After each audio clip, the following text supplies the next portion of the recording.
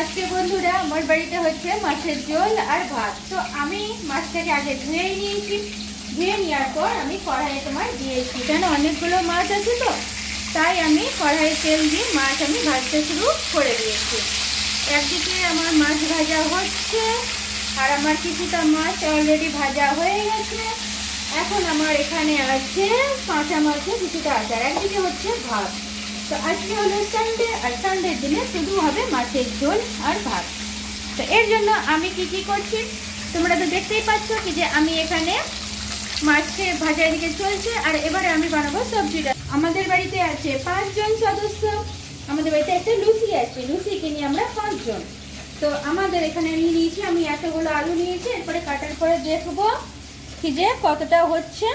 আর 4টে তোমার নিয়েছি একদম ছোট মিডিয়াম সাইজের মিলিয়ে পেঁয়াজ নিয়েছি, আর এই কটা নিয়েছি আদা এইটুকুটা, আর এই কটা রসুন দিয়ে আজকে আমার হবে মাছের ঝোল আর ভাত। আলু আর পেঁয়াজ ভাজছি তেল দিয়ে।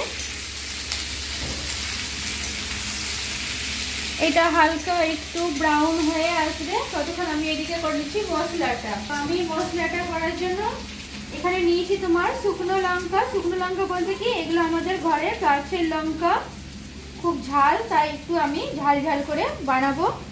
তো এখানে আমি দিয়ে দিলাম এই শুকনো লঙ্কা। তো আমি এবারে দেখতে পাচ্ছি এগুলো অনলাইনে আনানো সেই কৌটোগুলো, তোর মধ্যে থেকে আমি তোমার এতেই মাপ পেয়ে যাই।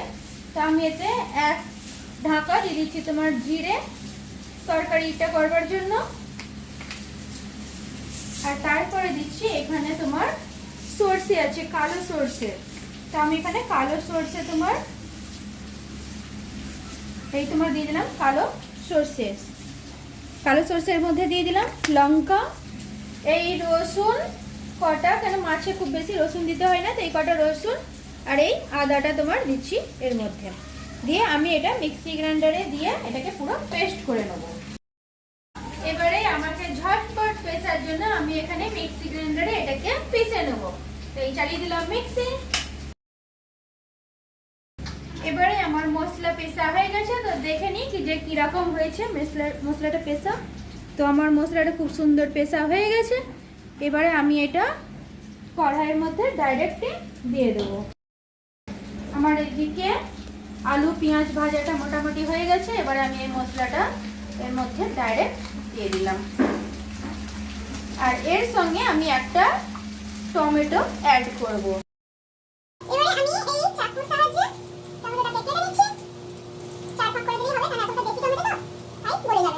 তো 4 ভাগ করে আমি টমেটোটা দিয়ে দিলাম এর মাঝে।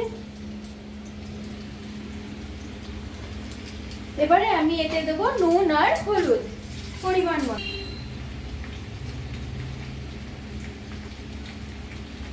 এবারে আমি এতে দেবো লবণ,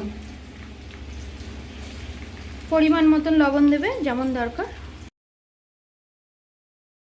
এবারে এটাকে আমি একটু নাড়িয়ে চাড়িয়ে নেবো, কেননা এতে সর্ষে দেওয়া আছে তাই এটাকে বেশি ভাজতে হয় না, আর সর্ষেকে বেশি ভাজলে সর্ষে তেতো হয়ে যায়। তো আমি এটাকে 2-4 বার নাড়িয়ে চাড়িয়ে নেবো। এবারে আমি এতে পরিমাণ মতন যতটা দরকার জল দিয়ে দেবো। এবারে আমি এতে জল দিয়ে দিলাম। এবারে আমি এটাকে এমনি করে নাড়িয়ে এবারে ঢাকা দিয়ে দেবো। এটা কমসে কম একটু আলুটা যেন সেদ্ধ হয়ে যায়। এখন তো নতুন আলু, তো আমার অর্ধেক সেদ্ধ হয়েই গেছে, একটু সেদ্ধ হয়ে যাবে আর একটু, তারপরে এটাকে আমি নামিয়ে দেবো। আমার দেখি আলুটা আমার সেদ্ধ হয়েই গেছে। এবারে আমি এটাতে দেবো তোমার মাছ।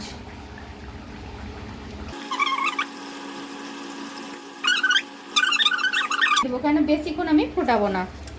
আমি এই সব মাছগুলো এবারে আমি এই তরকারিতে দিয়ে দিলাম, দিয়ে এবার আমি হালকা করে আমি এটাকে নাড়িয়ে নিচ্ছি। দিয়ে আমার এবারে এই তরকারিটা তোমার একবারে হয়ে গেছে, কারণ আমি একে বেশি ফোটাবো না, নাহলে বেশি ভ্যাদ ভ্যাদ করবে মাছগুলো। তো এই রসে আস্তে আস্তে করে এটা হয়ে যাবে, কিছুক্ষণ ঢাকা দিয়ে রাখলে এটা আমার হয়ে যাবে। আমি এবারে এই বাটিতে তুলে সার্ভ করব। তো আমি এখানে তুলছি। তো আমি এখানে একটা পেটি মাছ, আর এই যে দুটো আমি মাছ তুললাম বাবা খাবে বলে।